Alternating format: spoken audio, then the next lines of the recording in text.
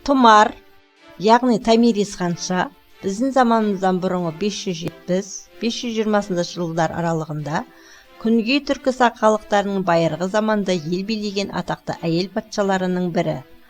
Грек жазбаларында оның елін Массагет деп атайды. Тұмар ханша есімнің тарихқа еніп әлемге танылуы, Ахемен әулетінен шыққан 4 құбыланың тұтас билеушісі атанған парсының әйгілі патшасы Кирдің біздің заманымыздан бұрынғы 558-530 жылдар аралығында Орта Азияға басқыншылық жорықпен келген, жеңілуді білмейді деп дәріптелген әскерін ашық шайқаста тас-талқанын шығарып жеңуімен тікелей байланысты.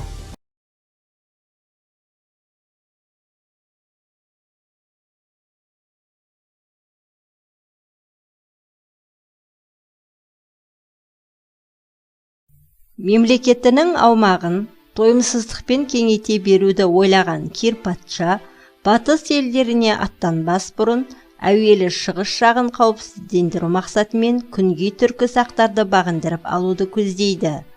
Сөйтіп түркі сақ еліне елші аттандырып, олардың ханшасы сол кезде күйеу өліп жесір отырған Тұмардың өзіне тұрмысқа шығуын сұрайды. Бұл Кирдің түркі сақтармен соғысуға желеу іздеуі еді. Тұмар ханша Кирдің ұсынысын қабылдамай тастайды. Осыны желеу еткен Кир өзінің жау қайдалап жұтынған жаужүрек жауынгерлерін шығысқа қарай қаптатады. Аракс дариясына жетіп, үстінен қалқыма көпірлерді құруды, кемелердің кермесінде мұнара қамалдар тұрғызуды әмір етеді. Өздерін жаулап алуға келген парсылардың әр қадамын алыстан бақылап біліп отырған Тұмар ханша олардың дариядан өтуі үшін әуреленіп, көпір салғалы жатқанын естіп, Кирге арнайы жаушы жібереді. Медиялықтардың патшасы дейді жіберген жаушысы арқылы Тұмар ханша Кирге: ниетіңнен қайт, салып жатқан көпірлеріңнің игілігін көрер-көрмесіңді өзіңде білмейсің. Өнбес істі қума, өз патшалығыңа барда өз билігіңді жүргізе бер, бізді күндеме. Ал егер алда жылда соғыспай қоймаймын десең, онда көпір салып уақыт өткізіп әуре болма.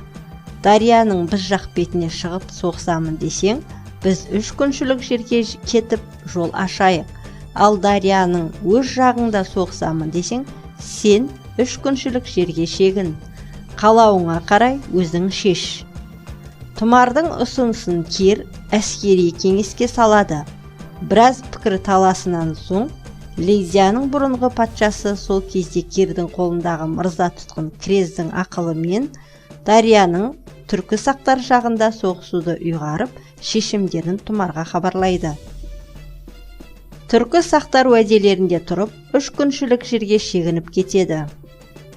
Олардың кеткеніне анық көз жеткізгеннен кейін Кир бүкіл әскерін дарияның арғы бетіне өткізіп, Крездің үйреткен айласымен түркі сақтардың шабуылдаушы тобын алдап қолға түсіріп, түгел қырғынға ұшыратады.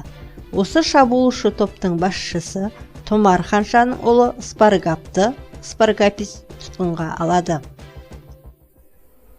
Сүйікті ұлы мен шеп бұзар жауынгерлерінің қайғылы хабарын алған Тұмар Кирге жаушы жіберіп, оған өзінің соңғы сөзін жеткізеді. Қанқұмар Кир, жеңіске желікпе. Сен менің ұлымды ашық айқаста қару құдіретімен жеңген жоқсың. Шарап ішкізіп алдап барып, пенде еттің. Енді менің мына ақылымды ал. Айла амалмен біраз жауынгерімді опат еткеніңді қанағат тұтып, менің ұлымды өзіме қайтарып берде, есен сауыңда жөніңді тап. Егер өйтпесең, Тәңірі атымен ант етіп айтайын, қанға қаншама тойымсыз болсаң да, адам қанын сусының қанғанша ішкізермін. Бар аңсары біреудің елін шауып, олжаға батып, атағын шығаруға ауған Кир, ханша ақылын тыңдамай, өзінің шақасатынын айтып, Тұмардың жаушысын кері қайтарады. Тұтқынға түскен Тұмардың ұлы өзінің қандай күйге ұшырағанын мастығы айығып, есі кірген кезде ғана бірақ біледі. Кирден аяқ қолын босатуын өтінеді. Қолдан бұғау, аяқтан кісен алынысымен, ол қасында тұрған парсы жауынгерінің қаруын жұлып алып, өзін өзі өлтіреді. Келесі күні екі жақтың арасында бұрын соңды көз көріп құлақ естімеген сұрапыл қырғын соғыс басталады. Ақырында далалық ұрыс тәсілін тиімді пайдаланған түркі сақтар парсылардың әскерін түгел дерлік жусатып салады. Қоршауға түсіп бас сауғалар мүмкіндігінен айырылған Кирдің өзі де жауынгерлермен бірге айқас алаңында қаза табады.